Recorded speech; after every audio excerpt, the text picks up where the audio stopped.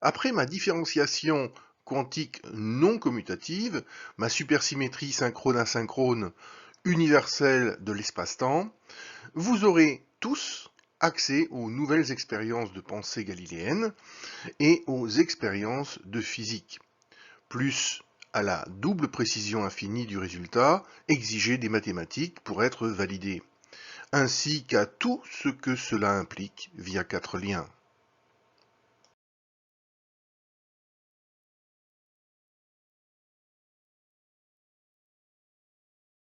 La maille ultime du champ scalaire insécable, l'ultime limite pour pouvoir toucher le calcul massivement parallèle de la nature. L'expérience métamathématique des deux fentes, qui décrit le réel observable, la géométrie de l'espace-temps et ses lois naturelles, au-delà du formalisme quantique actuel, de manière universelle, qui explique l'origine et la responsabilité du chaos à tous et à chacun, qui rend justice aux esprits socratiques.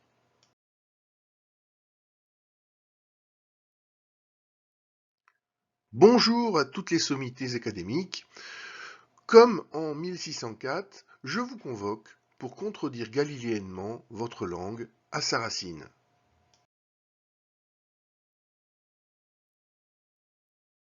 Je vais tenter de vous parler d'un point galiléen hors de tous vos référentiels, qui est réputé impossible. Ne cherchez donc plus à le réduire par votre technique millénaire ou à mal le copier.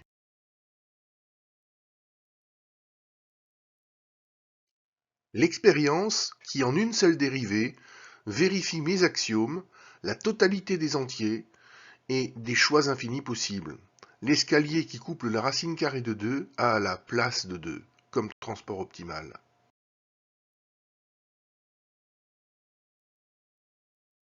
Voici le plan de ma démonstration qui se déroulera en 3 étapes qui seront rappelées au long de cette vidéo.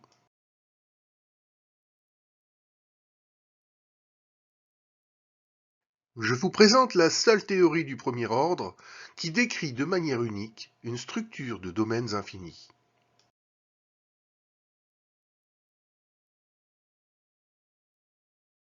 Homéomorphisme et difféomorphisme ergodique du carré et du cercle. La théorie complète, cohérente et consistante, sans biais.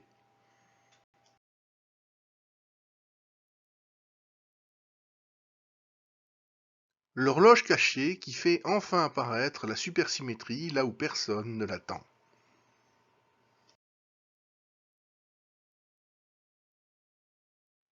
Bienvenue dans le théâtre quantique, couplé au réel.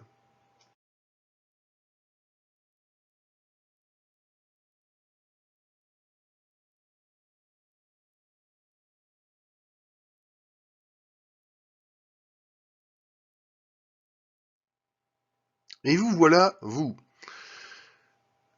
La clé pour comprendre la nature se trouve dans les propriétés des référentiels galiléens. En effet, ils sont tous égaux et différents.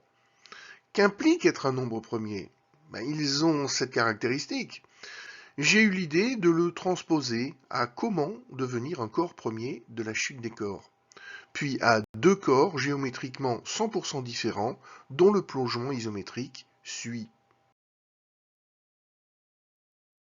Reproduire une marche de plus à la chute des corps ne s'approxime pas.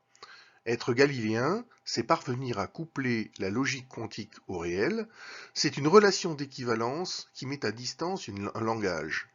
Je vous souhaite un bon voyage dans les deux fentes, au-delà du pays de Riemann, dans le réel observable.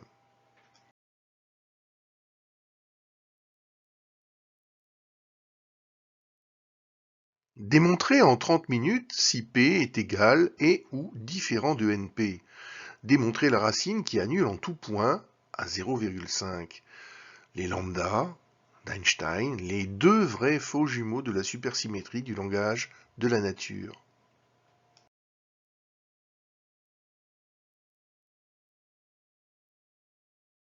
La vraie question de fond, c'est quelle image invariante choisir pour rendre humainement compte du problème à n-corps premier.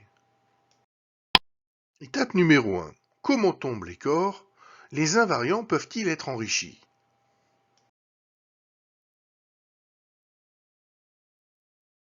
Depuis 2500 ans, la pensée d'Aristote nous a en quelque sorte enfermés dans une suite de carrés sommables, autrement dit dans une recherche perpétuelle de réduire les choses pour qu'on puisse les additionner comme deux carrés, de manière à ce qu'il n'y ait pas de biais. Or, ce que je démontre dans cette vidéo, c'est que la nature ne fonctionne pas du tout comme cela. La nature fonctionne avec une addition de corps 100% non commutatifs, strictement égaux et différents en même temps.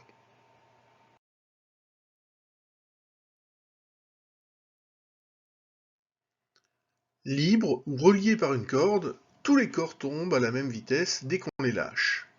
La physique, depuis 1632, simplifie le problème à un type de corps. Comme en 1604, je le vois, mais est-ce vraiment vrai? Il doit exister un élément de réalité locale qui permettrait de tout comprendre autrement, disait Einstein en 1935. Or, le slinky n'existait pas sur Terre. Inventé en 1940, il n'a pas impacté le débat et personne depuis n'a eu l'idée d'enrichir les invariants par mes deux vidéos de droite. L'écart de chute est radical. Hormis le point de départ et d'arrivée, les deux chemins et les temps propres sont 100% non commutatifs. À l'arrêt, dans les deux cas, tous les corps tombent bien ensemble à la même vitesse, mais selon deux logiques 100% différenciables. Chacune peut voir et dire des choses à l'autre 100% impensables, contre-intuitives et pourtant tout aussi vraies.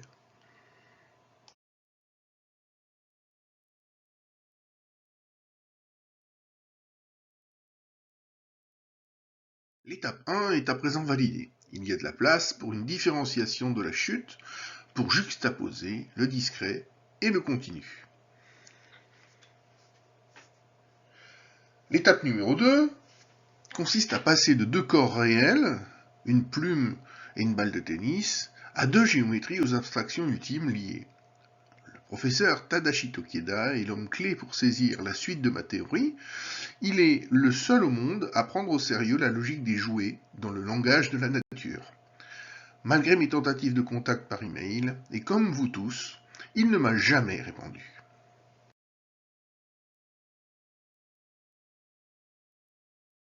En 2015, il fait une présentation à la BNF et devant l'Académie des sciences sur le lien profond entre un jouet et la science dure. Instantanément, j'ai compris l'angle de la géométrie non commutative que je vais vous présenter, avec l'antiparticule que M. Tokieda n'a pas vu. Il m'a fallu 6 ans pour traduire en langage métamathématique mes nouveaux corps premiers qui ne sont dans aucun livre, aucune pensée, aucune image au monde. Ce langage sans équation décrit par l'expérience un topos classifié en particulier observable qui est le seul qui permette de parler et de penser entre toutes les langues de l'humanité, plus celui de la nature sans biais. Une feuille de papier où j'ai pratiqué un trou carré et un disque en liège. D'accord? Et je plie ce trou et je peux y passer, oui, il passe très bien, le disque à travers. Hein? Je ne triche pas, enfin je vais commencer à tricher tout à l'heure, mais pas encore. Et il passe d'un sens et comme dans l'autre. D'accord? Mais lorsque j'ouvre la feuille et compare le trou avec le disque, vous constatez que le disque est plus grand que le trou. Le diamètre dépasse la diagonale du carré. Comment ça se fait? Je n'ai rien déchiré. Ce n'est pas possible. Mais je vais le faire de nouveau. Mais vous allez me dire que, ah non, non, Tokieda est en train de passer sous la feuille comme ça. Non, non, non, je ne triche pas encore. Vous voyez que, vu du haut, ça passe vraiment. Et dans l'autre sens, aucun problème. Pourtant, le disque est plus grand que le trou de la feuille. Eh bien, c'est possible. À peine, parce que lorsque j'ai plié la feuille en deux, voici le trou que j'ai créé, et l'ouverture dont je peux profiter pour essayer de faire passer le disque est cette longueur. Eh bien, cette longueur était la diagonale du carré. Mais en prenant cette feuille, maintenant je vais tordre la feuille comme ça, jusqu'à ce que ces deux côtés soient alignés, et là j'écrase la feuille. Et ici, j'ai créé une ouverture dont la largeur est maintenant la somme des deux côtés, ceci plus ceci, et si vous vous souvenez de Pythagore, j'ai gagné un facteur de racine 2, presque 40%. Et ce qui fait passer ce disque, c'est ce facteur de racine de 2, alors que le trou semble plus petit, et effectivement, il est plus petit que le disque. Je vous invite à rentrer chez vous, et puis pas tout de suite, hein, mais rentrer chez vous, et de créer la même chose, et de recycler ce numéro pour agrémenter vos soirées mondaines. Et si vous voulez m'envoyer de l'argent après, bon, je vous ai bien fait. Très bien. Donc, on va revenir là-dessus. Ce qui était impossible devient possible. Et c'est un trait caractéristique de ce que nous allons voir, c'est que lorsque on commence à plier un objet, il existe, vous savez sans doute, un art ancien au Japon qui s'appelle origami. Ori signifie plier, gami, papier, pliage de papier. Quand on commence à plier les choses, eh bien, on peut monter d'une dimension en quelque sorte. C'est-à-dire qu'une feuille de papier telle qu'elle est, à dimension 2, c'est un objet de dimension 2, mais en faisant de l'origami, on peut profiter de la dimension supérieure ambiante dans laquelle nous vivons. En ayant ajouté et découvert 3 invariants de plus par rapport au professeur Tadashi Tokida, j'ai immédiatement compris que je pouvais, avec ce tour de passe-passe, accéder à la géométrie cachée de l'espace-temps de manière universelle. Les deux géométries étant superposées et intriquées, cela permet de faire du calcul massivement parallèle. Dit autrement, cela permet de raisonner par abstraction à toutes les échelles en même temps. Et du coup, ça explique aux gens ordinaires qu'on est pair. Avec un univers composé de 2 corps aux géométries non commutatives et du vide, et des plis du vide différenciables, on peut à présent tester les accélérations d'un corps ou de l'autre et comprendre que pour garder le même intervalle, il est nécessaire à présent d'intégrer autre chose que le tenseur de Riemann. C'est-à-dire que si on veut que les deux corps gardent la mention toute chose strictement égale par ailleurs, il y a un élément radicalement nouveau, révolutionnaire pour le dire clairement, qui doit être compris pour corriger la décohérence.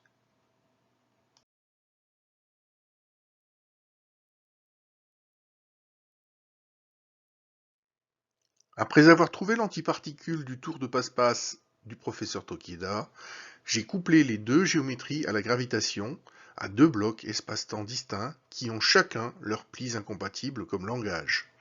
Puis j'ai considéré le rond, le carré et le vide comme de vrais invariants des corps vivants, chacun avec sa forme, son langage, ses degrés de liberté et ses limites, en essayant de les faire interagir par des expériences galiléennes. Peuvent-ils se parler, se comprendre, apprendre l'un de l'autre, transmettre un élément de réalité de l'un à l'autre et inversement sans rien perdre, additionner sans biais des éléments 100% incompatibles? Est-ce possible? La nature nous dit ce qu'elle accepte ou ce qui décohère.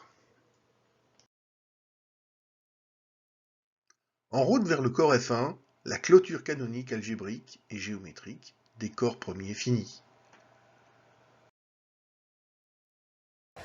Il y a une structure extrême. Ce qu'il faut bien comprendre, par exemple pour l'hypothèse de Riemann, pas pour la gravité quantique, mais pour l'hypothèse de Riemann, ce qu'il faut bien comprendre, c'est que, bon, bien sûr, on aimerait bien résoudre le problème, mais d'un autre côté, c'est un problème qui est un moteur de découverte et un moteur de pénétration de structure qui est absolument incroyable. C'est-à-dire que ce serait terrible si quelqu'un arrivait à résoudre ce problème par une astuce. Ce qu'on espère, justement, c'est que ce problème, il est irrésolu par une astuce, mais que tant qu'on n'aura pas vraiment compris la structure sous-jacente au nombre premier, on n'arrivera pas à le pénétrer. Avec le tiers exclu et 2 chutes de 2 corps 100% différenciables, je pousse l'abstraction à son maximum. Dieu joue-t-il vraiment au dé dans les plis du vide, avec l'élément racine du cercle et l'élément racine du carré unité, avec ce lien entre pi et racine carrée de 2.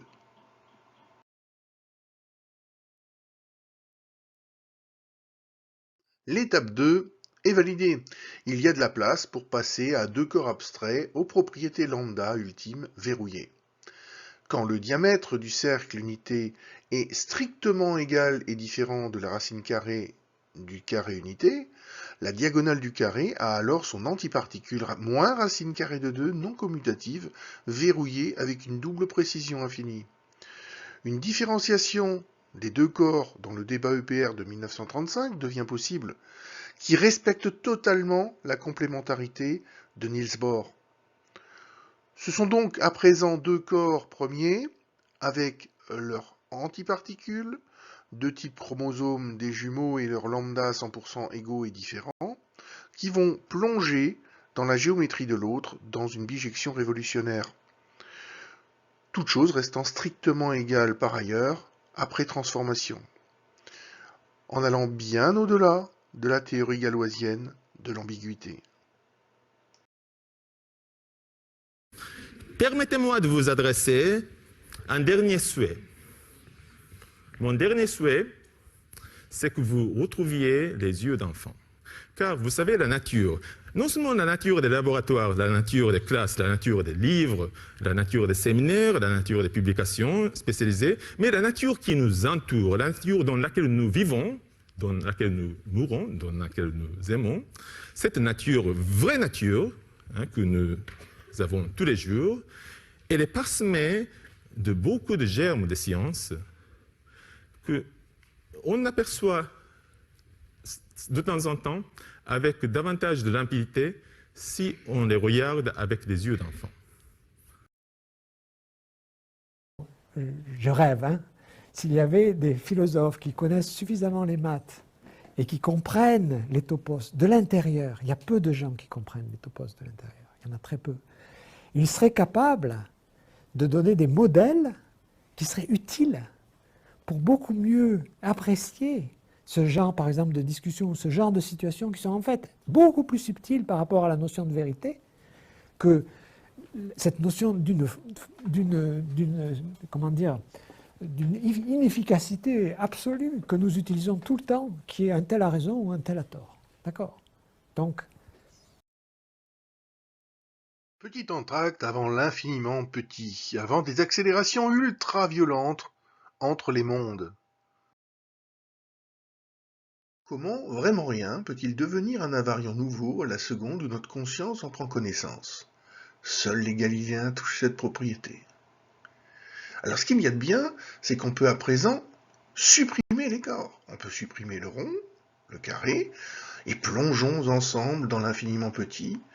On va enlever les plis, on va enlever les feuilles.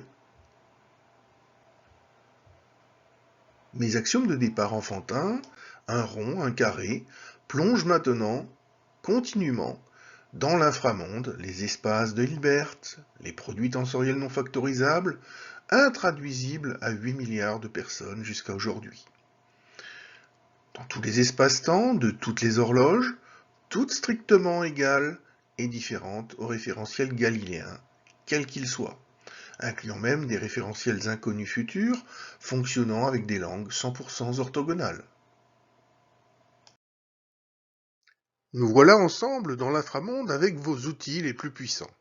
Topos classifiant de Grothendieck, motifs, théorie des nombres, groupes abéliens, géométrie non commutative d'un icône, la supersymétrie que l'on cherche depuis un demi-siècle, la théorie galoisienne de l'ambiguïté, le programme de Langlands, la particule de Majorana, le groupe de Lorentz, la gravité quantique à boucle de Carlot, la théorie des cordes, les fentes de Jung, la décohérence, être mort, vivant en même temps, et la frontière entre les deux, dans une théorie complète, consistante et cohérente.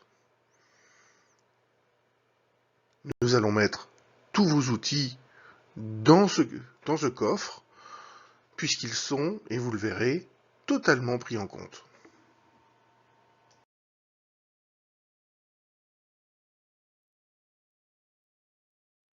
Étape numéro 3, contredire le formalisme par la pensée galiléenne pure. Tout d'abord, Comme un enfant de 10 ans et avant de commencer la moindre expérience, visuellement, chacun comprend déjà qu'il y a infiniment plus d'informations, de précision et d'explications à attendre avec mon approche qu'avec vos outils limités d'un autre âge. Ma théorie n'a aucun mal à rendre compte du formalisme de vos deux approches. Dans le cadre de l'approche de M. Alain Aspect, chaque particule porte bien en elle, dans son petit volume d'espace-temps, l'ensemble des propriétés qui vont déterminer le résultat de n'importe quelle mesure. Les lambdas sont strictement 100% égaux et 100% différenciables. Je réintroduis ici la vision réaliste locale à la Einstein et non locale, à ma manière, du chemin des seuls galiléens que je déclare officiellement réouvert. Sans cette vision qui touche la racine du langage de la nature et de toutes les 6000 langues de l'humanité, vous ne pouvez pas avoir les lambdas dans les limites des inégalités de John Bell. Pour M.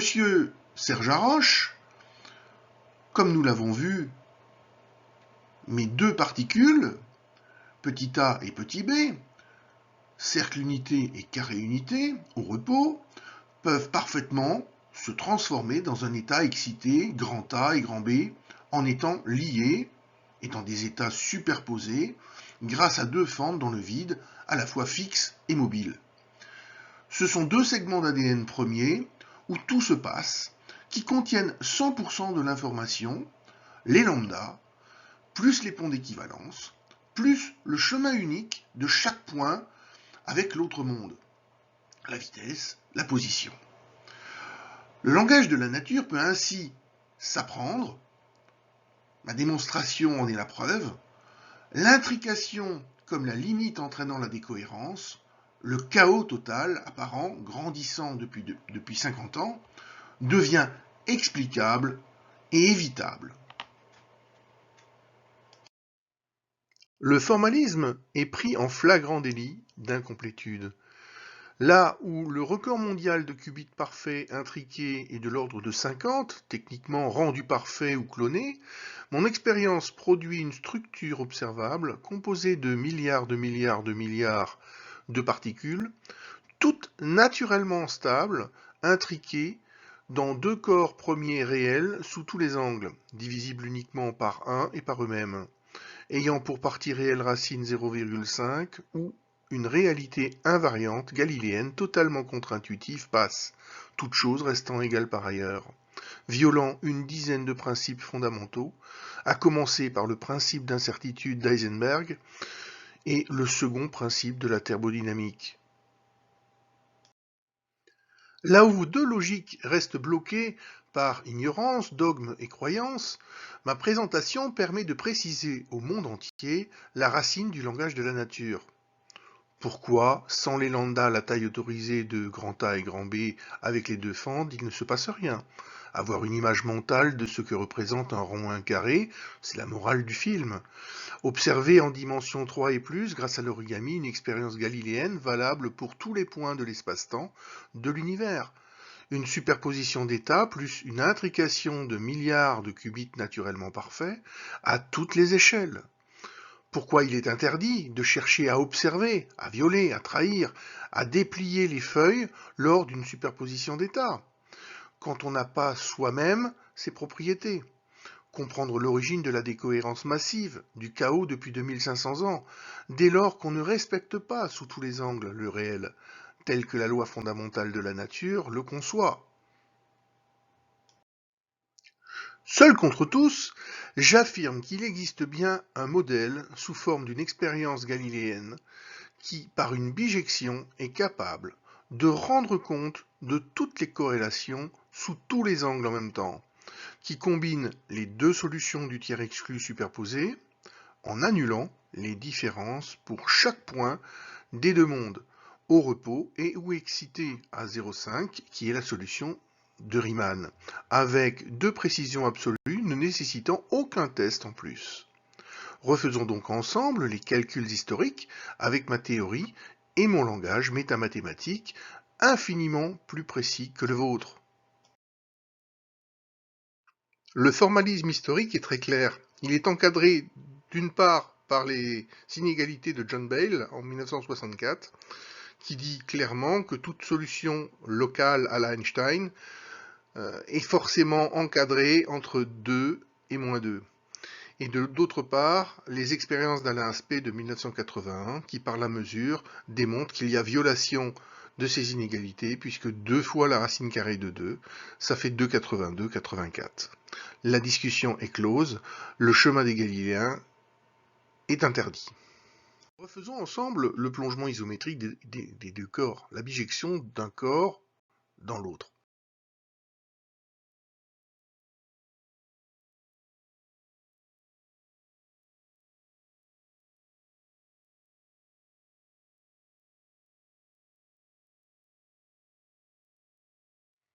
En faisant une chute curviligne synchrone-asynchrone, ces deux corps premiers ont deux logiques 100% égales et 100% différentes en même temps. Le langage de la nature nous parle ainsi. La notion de vérité est radicalement modifiée.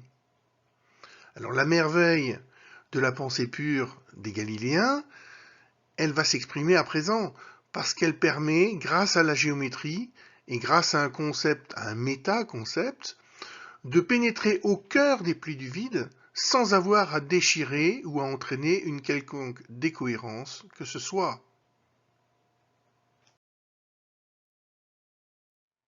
Un élément de réalité, une propriété de l'un, est à présent passé dans l'autre.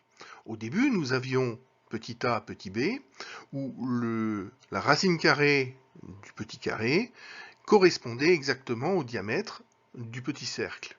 C'était moins racine carrée de 2. Et nous sommes passés à une situation grand A, grand B, où le côté du grand carré est maintenant strictement égal au diamètre du disque.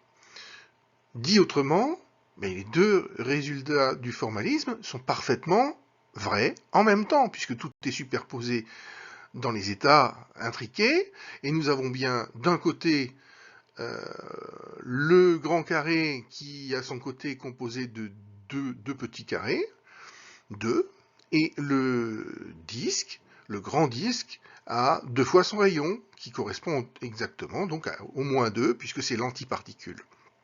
Et en raisonnant de l'autre côté, en termes de racines, nous avons bien le grand carré, qui correspond à 2 fois la racine carrée unité du départ.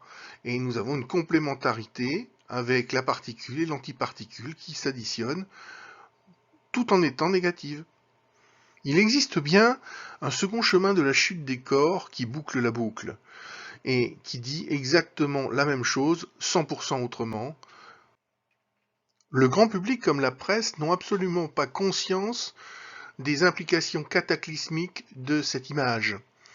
C'est ni plus ni moins 2500 ans d'histoire de la chute des corps qui sont revus radicalement, et c'est surtout 120 ans de découvertes dans l'inframonde qui ont été introduites dans la vie courante, dans le réel, qui sont déclarés faux, décohérents et inconsistants. La question que je pose, c'est est-ce que tu ne t'es pas dit à un moment donné, mais si les inégalités de Bell n'étaient pas violées, est-ce que ça n'aurait pas contredit des résultats qui... Étaient violés, tu veux dire. Si oui, n'étaient pas violés, pardon. Oui, mais là... Plus gigantesque d'expérience. Oui, mais ça, je m'en fiche. Ça, je m'en fiche. C'était pas mon problème. Moi, je suis un expérimentateur.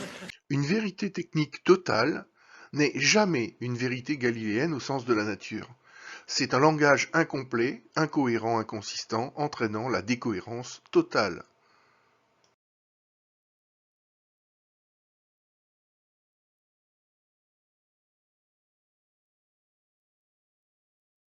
P est 100% égal et 100% différent de NP. Au milieu, il existe bien la racine, le pont inertiel qui annule en tout point la gravité des deux mondes. Riemann est démontré avec une double précision infinie, inattaquable par les techniciens. Et pour finir, la supersymétrie du langage de la nature apparaît. L'équation x au carré égale 2 est à présent résoluble par mes corps premiers. La conjecture de Goldbach et le théorème de Fermat sont démontrables. Les Galiléens sont les seuls à savoir où ils sont, à toucher la racine du langage de la nature, à faire du calcul massivement parallèle, en le prouvant plus en le démontrant. Ils ne sont duplicables, sans biais, qu'entre eux. Persister à vouloir mal les copier, c'est perdre, réduire, casser, voler, trahir, en se donnant des propriétés que l'on n'a en réalité pas. C'est refaire en boucle l'erreur d'Alain Aspect sans avoir compris. Dit autrement, c'est ne pas être invariant, c'est toujours être en retard d'un temps et ne pas prendre en compte les lois d'une dimension occultée par la nature. Seuls les Galiléens peuvent s'extraire du référentiel. Le second théorème d'incomplétude de Gödel s'applique donc à 100% pour les mathématiques et la physique, qui ont un langage incomplet, incohérent et inconsistant. Pour l'IA, le numérique, le GPS, le faux quantique, la localisation d'Anderson, NISQ, c'est encore pire. La science académique non galiléenne est la seule langue à savoir qu'elle impose la décohérence. La racine de sa propre langue l'oblige donc à être non commutative, à se mettre à distance comme la philosophie l'a fait en 1604. Elle n'est plus habilitée à parler de la racine du langage, de la nature, du temps, ne peut plus garantir les calculs et la logique des IA, de la technoscience, des marchés, des normes et des états de droit. And the winner is Albert Einstein, tout en respectant le principe de complémentarité auquel tenait énormément Niels Bohr.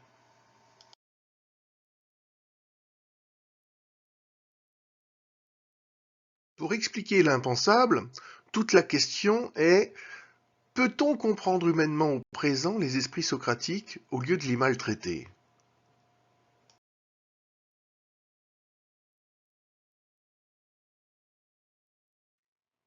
En gage de bonne foi vérifiable, toutes les galaxies sont soit des spirales, soit des ellipses rouges ou bleues, suivant ainsi ma logique de deux corps premiers, ronds et carrés, strictement égaux et différents. Toutes les étoiles de l'univers explosent sans exception à racine carrée de 2, soit à 1, 41, 42, 13, 56, 23, 730. Quelle que soit sa masse, sa taille, son espace et son temps propre, c'est ça un invariant galiléen. Ça dit des choses que le formalisme ne dit pas, et surtout, ça donne du sens à une histoire qui n'en avait pas. À ce stade, la science moderne a toujours répondu depuis 1632 « Je ne comprends pas, je ne vois pas ce que cela change, je n'ai aucune application concrète en tête ». Alors je vais donc vous éviter d'attendre un siècle en répondant aux 5 questions les plus contre-intuitives de l'histoire, pour que vous ne vous donniez pas des lauriers qui ne sont en réalité pas de vous. Premièrement, qu'est-ce qui change pour les invariants? La relativité d'Einstein et de Galilée. Ensuite, qu'est-ce qu'être mort ou vivant? Concrètement. Ensuite, quelles sont les applications de tout cela? Et pour finir, qu'est-ce qu'un rond plus un carré dans le vrai monde? Quelle est son image mentale? Qu'est-ce que la décohérence d'un grand système? Et quelle est la morale du langage, de la nature et de mon film galiléen?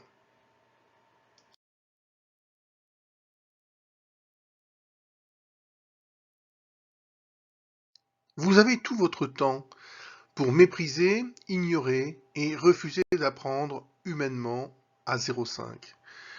Mais plus vous tardez, plus le temps vous jugera exponentiellement durement.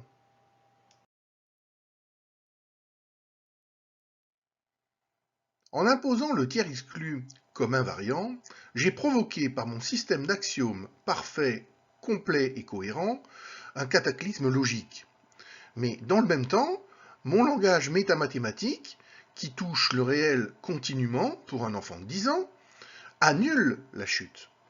C'est cela le moteur de la nature, l'intrication qui fait passer l'information de petit a, petit b, égal et différent à grand B, grand A. Plus vite que la lumière, mes affirmations qui semblent floues touchent l'arithmétique et la géométrie fine de la nature. Ils sont capables de revisiter une image du passé, de la déconstruire à 100% et de reconstruire un monde nouveau avec une nouvelle équivalence quantifiée. Ouais. C'est les seuls à faire ça. Ouais. Et qu'est-ce qu'on perd aujourd'hui quand on part d'une idée d'un génie, il n'y en a que 5, qu'est-ce qu'on perd aujourd'hui dans la traduction? C'est-à-dire l'irréversible, on le perd. Toutes nos lois fondamentales sont réversibles. Et donc, en faisant la traduction aujourd'hui avec notre mode de pensée d'avant, mathématique, on perd systématiquement une dimension qui est fondamentale. Oui, non, mais je suis d'accord avec vous. Mais qu'est-ce qu'on perd exactement? Je ne saurais pas dire. Hein. Eh bien voilà, je l'ai fait, Étienne Klein. Par contre, vous n'êtes humainement pas à la hauteur de ce que la vraie science galiléenne impose. Restez ouvert et pensez contre son cerveau.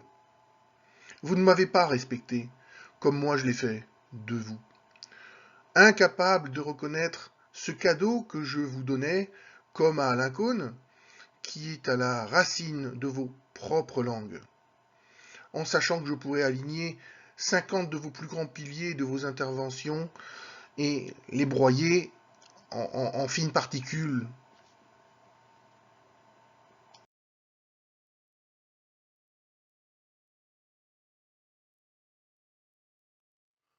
Ce que vous voyez est ridicule à côté de ce que j'ai encore du grand livre. Vous voulez sauver la nature et éviter la guerre? Alors pensez contre votre cerveau et votre langue. Aidez-moi à faire passer la vraie lumière avant qu'il ne soit trop tard.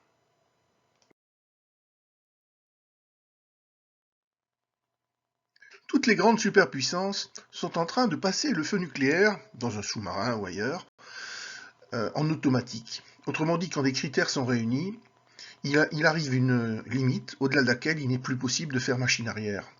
Autrement dit, la machine sera capable de rayer l'humanité de sa propre planète.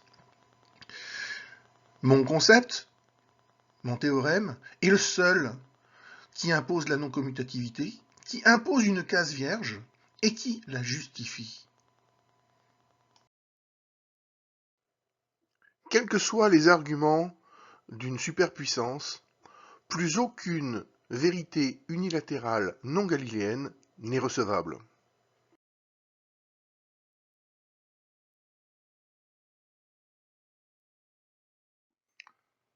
La seule chose que je demande, elle s'adresse à Monsieur Étienne Gis, le secrétaire perpétuel de l'Académie des sciences françaises. Je lui demande très officiellement d'enregistrer cette vidéo avec son contenu d'invariant, et notamment l'invariant central qui démontre que P doit être 100% égal et 100% différent de NP. D'acter qu'à ce jour, Thierry Origas en a fait mention avec le théorème et les axiomes qui vont avec, et les démonstrations en termes d'expérience de physique et en termes d'expérience de pensée galiléenne, que le temps long jugera. Merci à vous en tout cas, et je vous souhaite de bien décider avec la plus grande sagesse à l'origine de votre langage. De la qualité de votre réponse collégiale dépend l'avenir de l'humanité.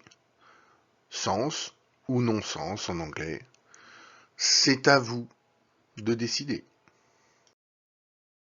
Votre langue simpliste, depuis 1632, s'est couplée d'autorité à l'humanité insouciante. À chaque écart qui vous est reproché, vous réajustez fièrement le monde pour que vos horloges tournent comme vous aimez, en disant « c'est réparé en mieux » avec un nouveau joujou pour endormir les peuples, et ainsi de suite, en faisant perdre toujours plus par votre décohérence devenue un invariant démontré.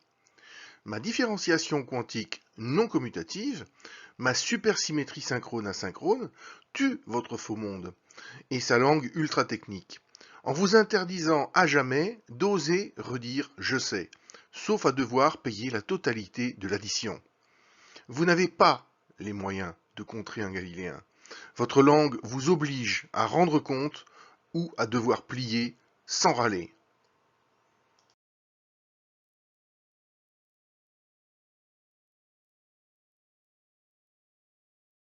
Le dernier mur de l'ignorance, j'y étais. Depuis, je cherche le remède et le pont entre toutes les langues de l'humanité.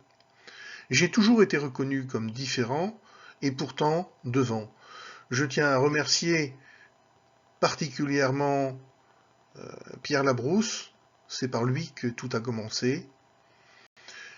Nicolas Grimaldi, homme parfait, génial, spécialiste de l'amour, en plus d'être expert en métaphysique et en philosophie ancienne.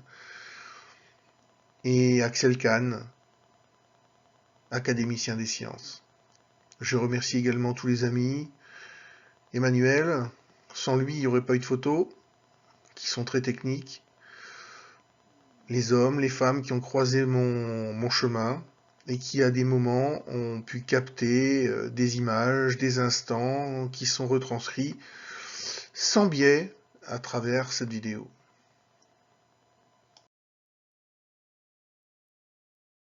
Vous pouvez cliquer dans l'un de ces 4 liens.